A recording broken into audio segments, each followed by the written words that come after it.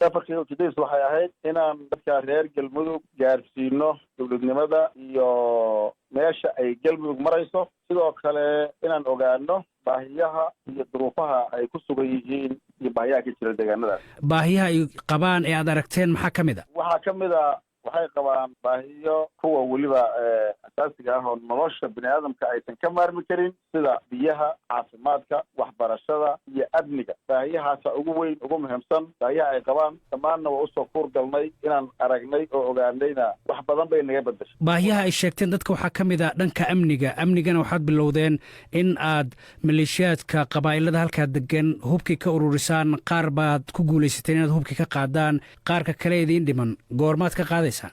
inta aan ku guulaysanaa badan, inta noo dhimanna waa ka qaadaynaa. socodkii deegaanada hadda noo dhimanna oo waqooyiga galmudug ama waqooyiga galguduudna hadda u soconnaa hadii la yidhaahdo. dhammaan deegaanada galmudugna waa maraynaa inta xorta ah oo aan gaagixisada aysan haysan. intaasna waxaan rabnaa inaan xasilooni iyo hubkoo la xareeyo ku soo celino. al-shabaabna waa ka saaraynaa, waana ka sifaynaynaa insha allah inta haystaan. beelaha aad hubka ka qaadeen maxaad ugu bedesheen? waxaan ugu bedelaynaa boolis. deegaanadaasaan booliis ka soo qoraynaa, waa la tababarayaa iyagoo booliiskaa dib lagu celinaya. waxaa jira marka beelo kale oo weli hubkii haysta oo aan wareejin.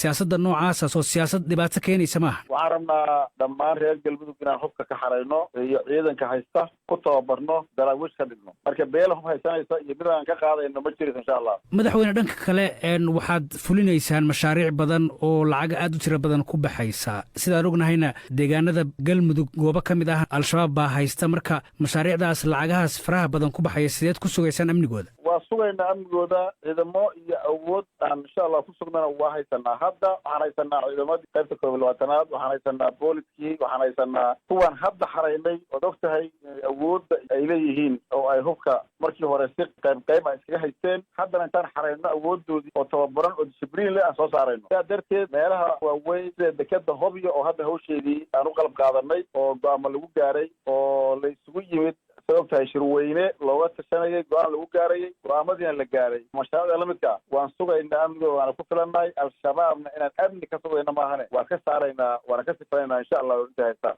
waxaa bilowday kulamadii u dhexeeyey madaxda maamul goboleedyada oo adiga aad ka midka tahay iyo madaxda dowladda federaalk ee soomaaliya. marka ajandihiinnii shalay muxuu ahaa? kulankii koowaad waqti dheer kadib ayaa noo dhacay. kaasna waa koobnaa ajandaha. waxaa ka dambayn doonaa insha allah kulmad dambe oo face to face ah oo la isugu yimaado. dib baana laga soo sheegi doonaa waktiga iyo goobta. marka rajadiinna maxay tahay inuu guulaysan doono shirkan madaxda maamul goboleedyada iyo kuwa dowladda dhexe? rajo weyn baan ka qabnaa. dalka iyo dadka xil weyn baa naga saaran. waxaanan ka xisaaraynaa in wax walba oo keeni kara cilad ama colays keeni kara in laga fogaado ayaan ka shaqaynayna. waxaa lagugu xantaa in adiga aad dowladda dhexe u aragti dhowdahay arrimahan doorashadana maamul goboleedyada inta badan ay ka cabanayeen. marka aragtidaada ku aadan doorashada guud ee soomaaliya, ma dowladda dhexaad isku ra'yi tihiin mise ra'yi kalaad qabtaa? inaan dowladda dhexe isu dhownahay aad bay wax saxa u tahay. dowladda keliya maaha, dhammaan dowladaha xubnaha ka ah dowladda federaalkana waa isu wada dhowna. cid aan leenahay farguf ama wax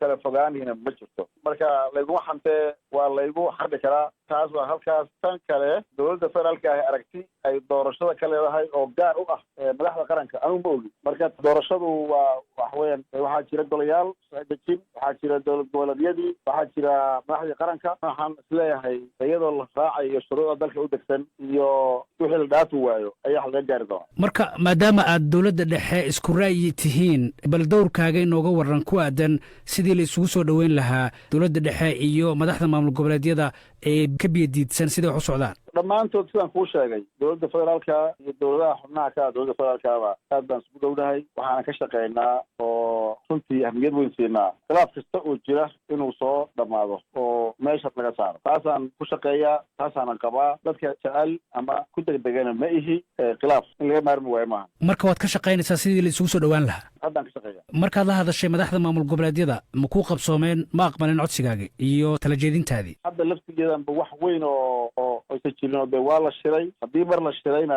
aan wada hadalno, waa heshiino. waxa ka dambeeyana kalsooni baan ku qabaa in la iska fahmi doono.